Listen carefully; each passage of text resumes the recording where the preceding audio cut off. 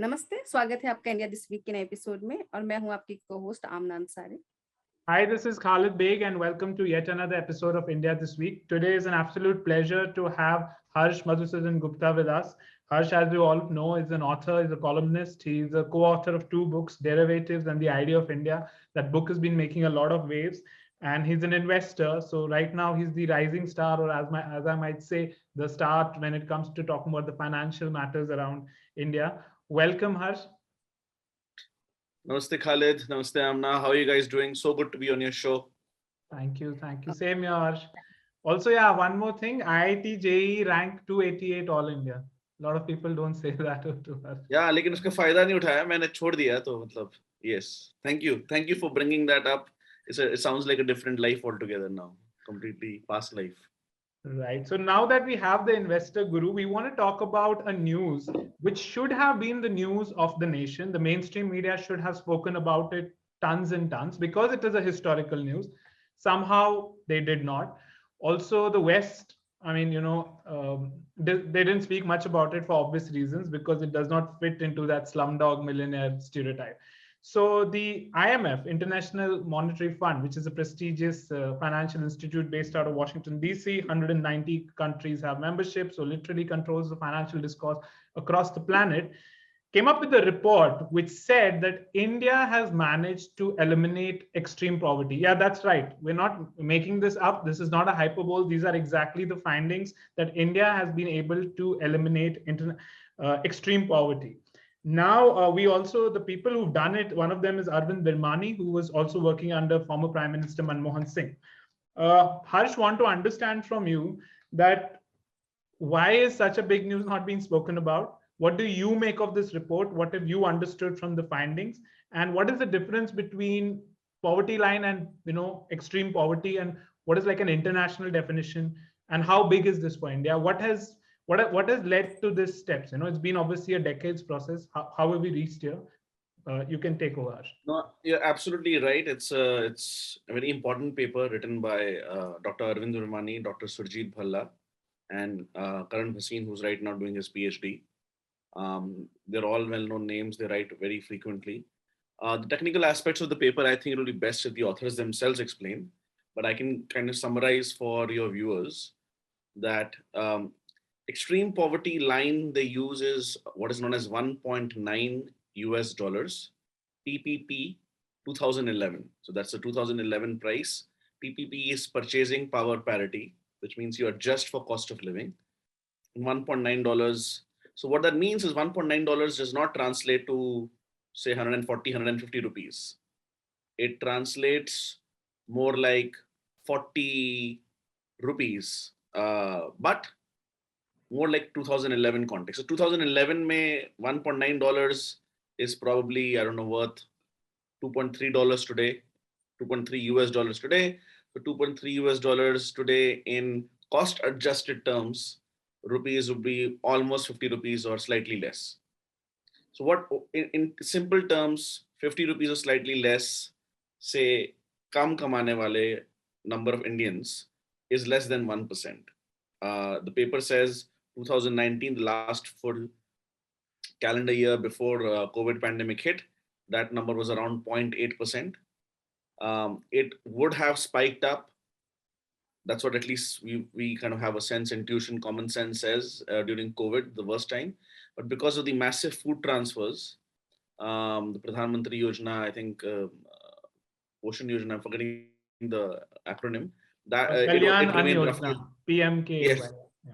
Exactly. The Anna Yojana was, and of course, along with the earlier National Food Security Act. And there are other issues we can discuss about that, but basically that poverty line remained at roughly 1% or a bit less. The paper also says that actually India, at least during the data they kind of did the analysis and extrapolation for, had one of the lowest inequality numbers. One way they measure it is known as the Gini coefficient. It's between 0 and 1. 1 means extreme inequality, 0 means everybody has the same income. So they found that it was one of the lowest inequality numbers they could able to come up with in decades. I think the highest was in 93, 94. So what is interesting and controversial, so it's just a working paper on the IMF website. So this is not the final paper. but obviously there's a very good reputation of the authors. The data is in the public domain, so people can do their own analysis. Other economists can challenge it, tweak it, and that's how science, or at least any empirical study, evolves, by putting it out in the public domain. So what they've done is, basically, in India, for poverty numbers, and to a lesser extent even for inflation measurement, we don't necessarily always use this free or quasi-free or highly subsidized food that is given to often like 100, 200, 300 million people. Actually, during COVID, 800 million people. We don't account for that, but obviously that costs taxes or deficits, indirectly inflation sometimes. And for example, वो tax अगर आप petrol पे लगा रहे हो, तो petrol का tax will be counted in your inflation, or will be counted in your consumer survey showing that you could only consume less much petrol. So just logically, it makes sense that if you're taxing X and subsidizing Y, we should try to incorporate both X and Y in any kind of empirical survey where we're trying to measure absolute poverty, where we're trying to measure inflation. Now, what is absolute poverty? So that $1.9 in 2011 prices in America would be $1.9, right? In India, we do not multiply it by 75, we multiply that by say 20, 22 rupees, because in India, $1 goes much further, since most things cost less. Maybe in China, it's somewhere in the middle, right? The idea is to compare across prices to see extreme poverty. You can basically have some comparable number. It's never exact. And there are different benchmarks, like absolute poverty, $1.9. The next level is $3.8. The reason why, by the way, this 1.9 has happened is even earlier. So when inflation was lower in America, there was a $1 poverty line and $2 poverty line. So $1 inflation se bharte bharte 1.9 ho gaya, which today might be 2 or slightly more.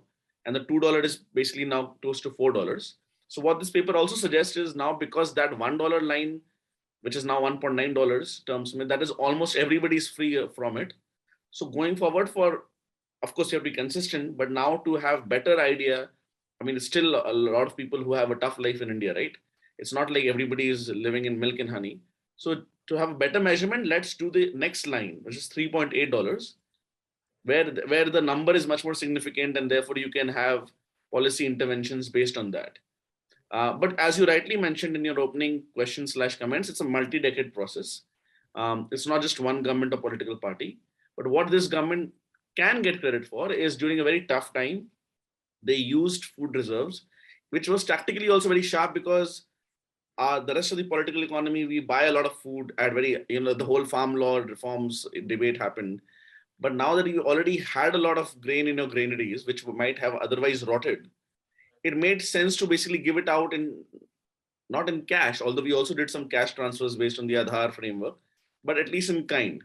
And surprisingly, now after the Ukraine war, where food prices, wheat prices, fertilizer prices have gone up, right now, at least in the global market, and the way that it affects the Indian market, we are basically purchasing, the private parties are purchasing directly and indirectly from Indian farmers above the MSP price.